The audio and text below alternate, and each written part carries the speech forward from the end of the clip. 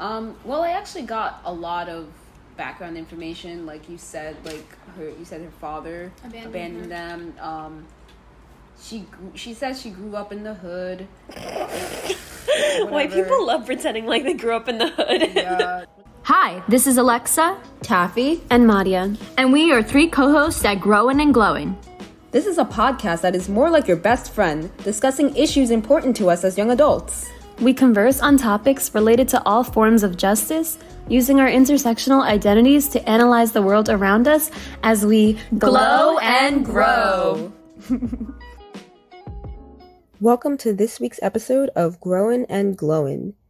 Today we will be discussing blackfishing, what it means, and we'll use examples of white female celebrities who are known for their appropriation of black and sometimes brown culture. And just as a disclaimer, cancel culture is extremely toxic and it doesn't allow people the room to grow and glow, which is what we're all about. And this doesn't mean that we're canceling these people because everyone is capable of growing and glowing.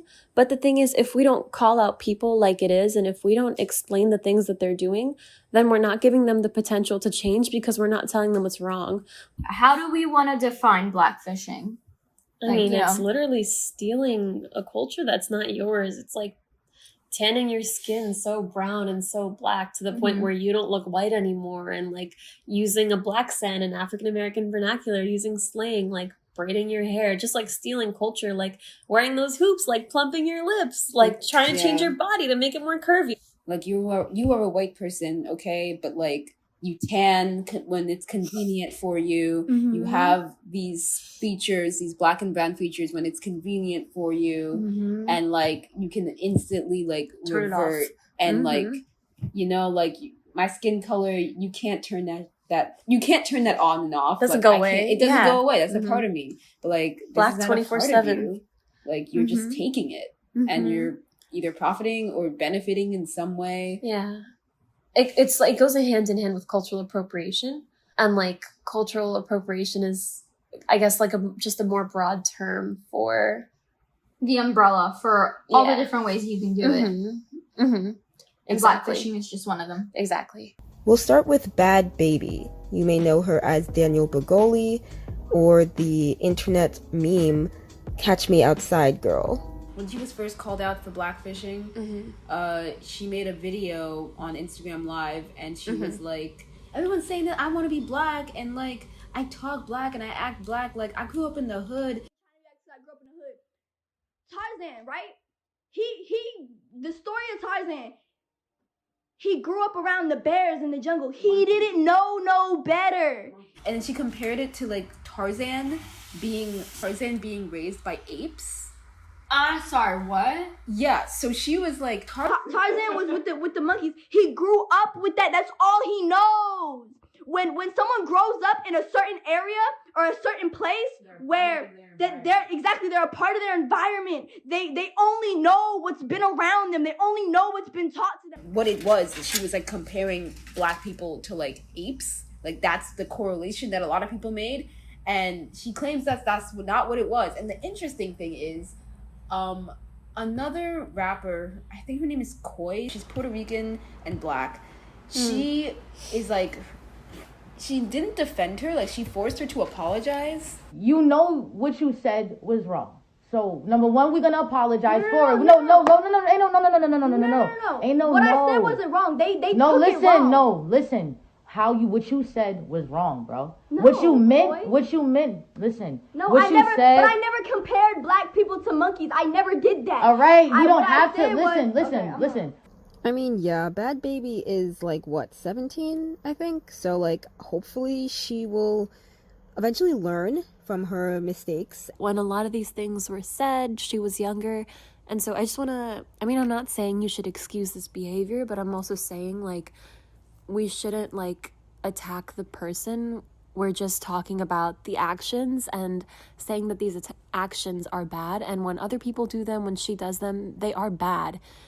Koi, like, you know, helping her apologize, even though she didn't seem like she wanted to apologize that much. But I think things like that and, like, just the conversations and dialogues that are happening now will help her realize the implications of the things that she may say. out of anger or just frustration. You know, she is like 17 years old, so she definitely has like room to change. But, you know, right now, we'll just wait and see. We'll wait and see. To continue with another example of blackfishing, we're looking at a case study of Emma Hallberg, an Instagram influencer and model, as she calls herself, who also has a collaboration with Fashion Nova and swears she's not blackfishing. Emma Hallberg posted this saying, "I'm not black, but I see you, I hear you, I'm mourn with you, and I will fight with you." Oh my god. Stop being a stand. People are being killed, trying to steal us. and treated different due to the color of their skin, the color of the skin that you mock and paint yourself every single day and post on Instagram. Bye. God. She looks like she's black. Like, just look at that. No, dead ass. She looks like she's black. It makes it harder for like actual black women. She's glorified, yeah. It's already hard for us to compete with like white women, and now white women are tanning their skin and becoming as dark as us or darker than us and being extra glorified. It's like, dang, like now people can have both things if they want. And it's just like, no, like you white, okay? Just be white. You have privilege already as it is. Now you want to like profit off of like black people and black culture, and like you won't face the discrimination of a black person because you're actually white.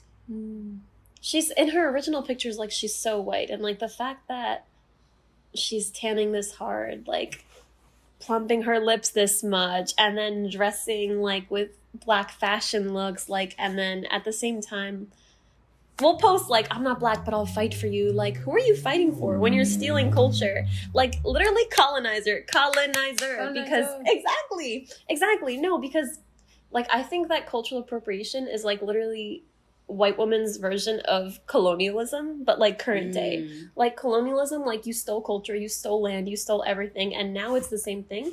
And exactly. You see how there's a picture of her putting on makeup that's several shades darker. It's like white girls just want to look tan. Like, no, you don't want to look tan. You want to look like you're black or brown. Makeup to make her look blacker and darker skin. And with Bad Baby, going back to her, like, oh my god. So her makeup artist is a Afro-Latino man. What? Yeah. He's an Afro-Latino man, and he used products made for women of color. She looks like a black woman. Exactly. In that picture. And she used filters. But her makeup, like he used a shade that was several shades darker than her. She claims to have not had any control over that. And she was like, yeah, like, this is how I want to look. And like, I shouldn't, like, you guys aren't attacking Lil' Kim for trying to be white. Like, Lil' Kim, and she used Lil' Kim. Lil' Kim was abused, like, severely. Her nose was broken by like several of her ex-boyfriends, and like she had to get her nose like redone. And she's also expressed sentiment of wanting to have more European features because these men told her that she looked like ugly and that she isn't good enough the way that she is, like being a black woman. So she's just like, well, dang, like what do I have to do to make myself feel better? Because that goes into like low white supremacy, right? And like Lil' Kim looks so different, but you can't say like Lil' Kim is doing the opposite of blackfishing, like white fishing, because oh my god, like, I can't believe white fishing. Like if that's a term, because someone will be like, yeah, it's like reverse racism. Like, it's not real. It's not. Oh my god. But like Bad Baby, like come on, like this is how she's pale or she's light skinned, right? And even in these like in this where she was doing it with Jeffree Star, this video, like come on, like this is what she naturally looks like, right? And she's light skinned, right? Paper. I feel like she shaved the side of her hairline to get like baby hairs. Yeah. With also, a like, razor. whose hair is that? Like, what are you doing? I have no idea. Like, and she got box braids, which aren't even called like really box braids because that's just the term that white people made. But yeah, like she got braids and she defended herself getting braids too because she was, and you know what she always does? She always uses what black women do to like justify what she's doing. Like for example, if she was like me getting braids is like and calling and saying that I want to be black is like saying like a black woman's getting a weave because she wants to be white. Oh my god! Like, But that's not the same. you can't compare the two. But black women can naturally have straight hair. White women cannot naturally have like kinky or coily or super like forcey hair. Like it's just not possible. So you don't need that protective style in the first place. Exactly. Mm. It's called, well, it's protective style for a reason, right? Yeah. And it's just like Culture. you can't say, like, sometimes, right, like a black woman wanting to like get like blonde hair, or Lil' Kim like wanting European features. It's because they're like victims of this white supremacy oppression that's happening, and then you're using that as like a part of your antics. Like that's why you're doing it. Like that's not how it works. Like if anything, you're just worsening the situation. Yeah, I think the biggest problem with like this cultural appropriation and like blackfishing and both at the same time is like you're like gaining monetary like profit off of it. Like white women don't just steal black culture or brown culture for fun. Like like with that, like they're making so much money off of it. Like they're capitalizing on our culture. Like they're stealing bindis and mehndi and braids and fashion and our skin color. And then they're making so much money off of it. And they're taking that opportunity from an actual black or brown woman who could be that popular for the way she looks, but she's not because she's actually brown or black.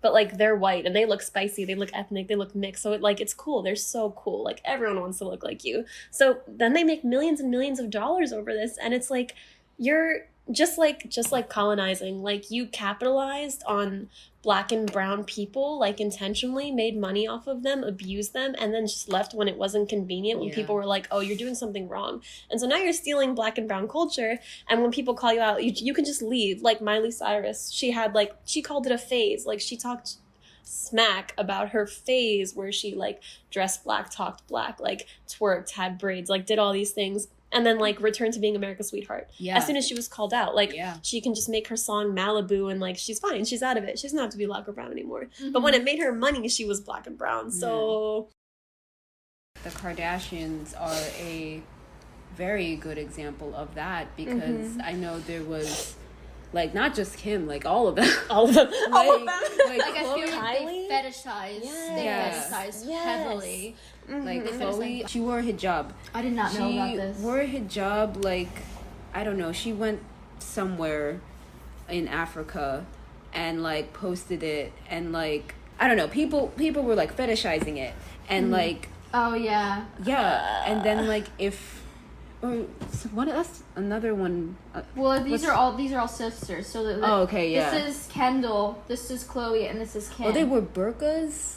Oh my god! And then Gigi, Gigi had well, Gigi's half Palestinian, so you can't really. Yeah. I didn't know that. I understand that. So we can't. Her last name's literally Hadid, so like I'm not gonna like. Yeah. Kardashians, she's mixed. though. I can't like. But the Kardashians, like, you're Armenian, and it's fashionable when like white women wear a hijab. Yeah. Like it's so fashionable. It's cute. It was in Sex and the City. Sex in the City too. Yeah, like right, and it was sexy, and like they like. It was just like a fashion moment, right? So but if someone who's brown and like wears this, they're like, oppressed. They get attacked. They're oppressed, hollered at, catcalled, like discriminated, physically attacked. Underneath that, like like we get like called at the airport for suspicion. Like it's not random. Not only just like the targeting, but like also police profiling. Like like.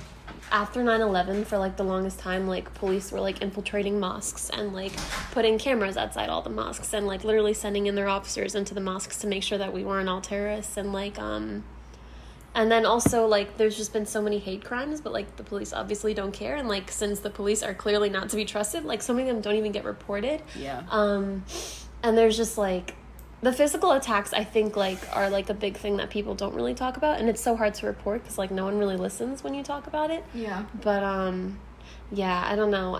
It's frustrating because it's, like, in so many countries, like, in Europe and even in, like, Asia and Africa, like, hijabs and burqas are, like, literally being banned because, like, people are scared of them. France. Like, what are you hiding under there? Like, do you have a bomb under that? Like, we can't tell your identity. Like, my face is here. You can see who I am. Like, yeah, it's like literally like legal and social political discrimination against Muslims, like, everywhere. But then at the same time, like, you put on a hijab, wow, like, walk down the runway, you're so cute. Yeah. But like going back to Kim Kardashian, she did a cover for Hollywood Magazine, and some people are like, she looks like Beyonce from Dreamgirls, right? And it's like such a big difference. Or when she was doing her makeup tutorials and she was putting out, I just want to like even out the skin on my hands, and it's like, first off, like you're like trying to glamorize hands. Like now women are gonna feel self-conscious about the texture and skin of their hands. Like my hands aren't perfect now. Yeah. And then it's also like you made your skin color darker. Like why couldn't you just like use the skin tone as your own? Like on the like in this picture. Yeah. So the one on the left makeup is her hand makeup. Damn, this we is put her makeup on your hands. That's her real hand? We put in foundation on hands. Her hand is pink. Her hand is literally pink. She Patrick Star. I mean, obviously here she's like also her makeup here is darker. I don't know if you guys, I did not know about her. This is Bo Derek. She's an American white actress, and she did this in a movie, right? And this like catapulted her to stardom. This look in the movie with the cornrows, that catapulted her to stardom. Like literally, that's what she's quoted on, right? Yeah. And like she did what it was like a cross culture phenomenon, right? Braided beauty. I know. So So when Kim Kardashian was called out about her braids, she was like, I was inspired by Bo Derek. Yeah, but it's like, where was Bo Derek inspired by? What is Bo Derek doing now? Like, Bo Derek, her comment. She's still alive. No, she's alive. She's commented because she doesn't want to talk about cornrows. Yeah. Why not? Because she said there's bigger things, like bigger race and injustice issues to talk about versus someone's hair. But you're stealing. Yes, but this is part of the conversation. But my issue is with Kim Kardashian's response saying, but it's Bo Derek inspired, not me paying homage. It's homage to like centuries of like cultural I didn't steal it from black women. I stole it from this white lady who got famous off of it. Like, what? I didn't steal it from Africa. I stole it from this white woman who stole it from Africa. Yes. So it's okay. So I have to make a confession, because like not a lot of people know, but I used to get cornrows as a kid. Like I used to go to a camp and my counselors who were black would do my hair. Oh, okay. And it would be like, that would be like something I would look forward to, because it's like I never got that. You cannot get that experience in a white suburban town. So but like I didn't, like I knew that was like attached to the black community, but I didn't really know what, like, I guess the social implications. The social implications, the role and the responsibility behind like doing someone's hair in that style. I didn't call it black braids, I called it cornrows, because that's what my counselor had called it. Wait, was it cornrows though? Like, was it on your head or was it? No, cornrows. So it was like cornrows. Like it would go on like my whole head would be braided. Yeah, and that was like when I was like 9, and again when I came back to the camp, like 12.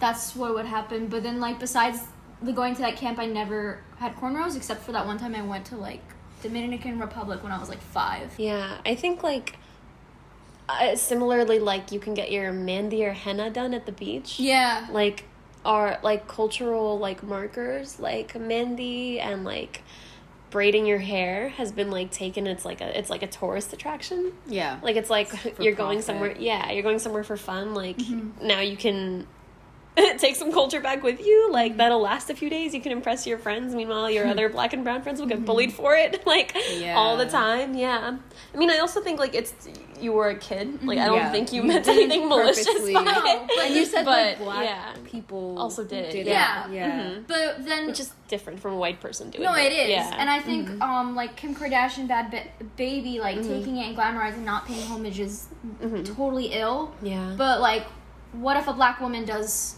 her hair? What do we say then?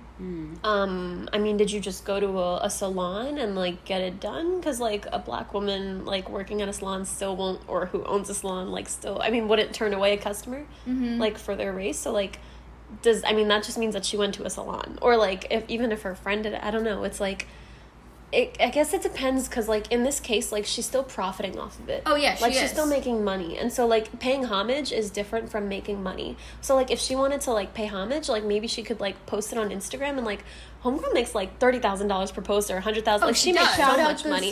Exactly. Like, or donate all your proceeds to Black Lives Matter, or to, like, the hundreds of... Exactly. She called out another white woman. Exactly. There's so many different ways that she could have paid homage by literally paying, because she has so much money. Like, open those, like, pockets. Like, give that money that you're making. Though. That's a good point. Advocate for Black and brown businesses, but they don't. For creators and things like that, but they just sit on their money. Do something and educate yourself and educate others, and just don't take stuff. Like, you already have privilege. Like you got everything in this world. Like, what more? Why do you have to steal the one thing that's not yours? I did an essay about, like, cultural appropriation and colonialism and profit now, and how that's all linked. And I also talked about Ariana.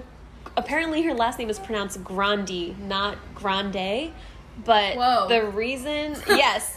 Wow, revelations But here. Grande sounds a lot more spicy, so she's not going to correct anyone. Just saying. So Ariana Grande's Italian. She's a spicy white, but she's still white. And so on Twitter, when someone called her a white girl, she literally blocked them. She's like, how dare you call me a white girl? Like, that's what you are. That's what you are. You're we white. remember Victorious. Hello. Like, you're not Hispanic. Her background is 100% Italian. Exactly. She's not Latina, but she benefits off of pretending like she's Latina or Black or brown, because she wears the hoops. She has that high, like, J-Lo ponytail. Like, she tans her skin darker than me. Like, she, like, really benefits off of using R&B and hip-hop in her music. Like, she uses hip-hop beats, like Seven Rings. Exactly. That entire thing was stolen. Nokia, man. Exactly. And she stole that, like, pink trap house, like, in the music video. Like, everything is stolen. And so she's making millions and millions and millions of dollars off of everything she stole. It's frustrating, because they're making so much money off of, like, there are plenty of Black and brown girls that sing amazingly, but, like, will not make it as far as she did, because she made it into Victoria's because she was white. She made it in this acting and music industry because she was white, and then she pretends to be brown and just continues to make more and more money. It's like, you're taking the spot of a brown woman or a Black woman who looks like you and sings like you, but is not actually white. And, like, the makeup, right? It just extends off the face, like, onto the neck, the shoulders, the chest, the hands with Kim Kardashian. Why are these white girls using, like, POC makeup brands? It just blows my mind that, like, they're using the products that were made for us, and then they have their own products that are, like, literally, like, all of their shades. Like, you can find all 50 colors of white if you want. All 500 of them that every brand sells. Exactly. Like what? But, like, Black women, like, we have struggled to have, like, shades that are made for us, and then, like, or just women of color in general. And then, like, you just take it and you try to, like, it blows my mind. The double standard duality blows my mind. It's crazy. I've literally never been able to find a foundation shade in my entire life that has actually matched my skin, like, ever. Like, it's so difficult, and, like, I'm an actual brown person. So, like, the fact that she can find it tan so dark that it matches, it's frustrating. And also her ponytail, like, Kanekalon hair. Like, she's literally using, like, Black woman's braiding hair in her ponytail. Not always. Sometimes it's a straight ponytail, but, like, if you go back some of the photos, you see the side braids, the small tiny braids that go into the ponytail, like, over here. Straight up, like, you brought that from the beauty store. Like, that's not your hair. But she just doesn't look like she could be Italian. Or she looks Latina. She looks Latina. I used to think that she was Latina. Everyone thinks she's Latina. Like, my students, like, where I taught, like, all of them thought that she was Latina. And I was like, she's literally stealing Black culture. She's white. She's Italian. Exactly. And they were all so shocked. White. Yeah. And, like, but some of the kids, like, literally didn't want to believe it. Like, they were like, no, like, but her music's so good. She sounds like a Black woman. I'm like, but she's literally stealing, like, culture, vulture, and profiting off of, like, your culture. And it's crazy because no one really, like, thinks about it until, like, until you compare her voice and her new fake Black scent that started in, like, 2013, 2014, like, after Victoria's ended, like, I don't know, if you compare by the years, like skin color and the way that she speaks, like in African American vernacular, and like the way she like pronounces things now is like, she sounds like she just came out of the hood. Like she sounds like Bad Baby, and that's not what she actually sounds like. But nobody goes after Ariana Grande. Like they do for like 2 seconds, and then they're like, oh no, but she has a nice voice. So much love to Ariana and her voice. Like I think her music is amazing, but that doesn't mean that she's not profiting off of what Black women look like in the first place and what they sound like. So again, like this doesn't mean cancel her or cancel anyone, honestly. It just means that we need to call people out in order for them to grow in the first place. I've seen a few people on YouTube do it though. Like I've seen like Black women and men like speak about it, and the essay that I wrote, like I literally used an article on a website called Ariana Grande is a Blackfish and Here are the Receipts, which was written by a Black woman. So people have been talking about it, but no one's amplifying their voices. Like no one cares. Yeah. It's not new. Like people have been. Just that no one cares. Yeah, I mean, that's about it. I think we discussed all of the people that we had in mind. And again, another disclaimer, cancel culture is really toxic, and I really don't agree with all of the ideas that cancel culture brings along with it. But again, that doesn't mean cancel her, cancel them. It just means that we need to call people out, and we need to tell them what they're doing wrong so they have the chance to grow and glow. As viewers, as listeners, etc., like as people who are committed to social justice and eventual equality for us and for our listeners, we hope that this doesn't mean that you, for like in the future, that you hate these people or that you hate these women. It should just mean that you're more open-minded and you look at things in a more critical way when people profit off of blackfishing and cultural appropriation. Yeah, I totally agree. Those are good points. This isn't a new thing, you know, and if you're hearing all about these blackfishes right now, like just know that this has been a problem for a long, long time. The women of color who created these trends aren't getting the same credit that these women are getting. They need to acknowledge the fact that they got this from our culture. And empty your pockets. And shout out to the salon. Like if you got it done by like a Black person, then like shout out their business, shout out the person who did it. Exactly. The makeup products, shout that out too. Like do something with your status, do something with your money instead of just sitting there. Money where your face is. Money where your foundation is. Exactly. So just do that. But more importantly, just stop stealing our stuff. Yeah, hands off our bodies, hands off our faces, hands off our skin color. Just stop. It's over. Stop it, please. Time's up. Yeah, it is. All right. And on that, we will see you guys next week on Growing and Glowing. Thank you for listening to this week's episode of Growing and Glowing. Our intro and outro music is from Lakey Inspired, titled Warm Nights. Make sure to follow us on Instagram at growing.glowing for more posts about future episodes, updates, and additional visual content that we couldn't share on our podcast. We hope you subscribe and look out for future episodes while we grow and glow.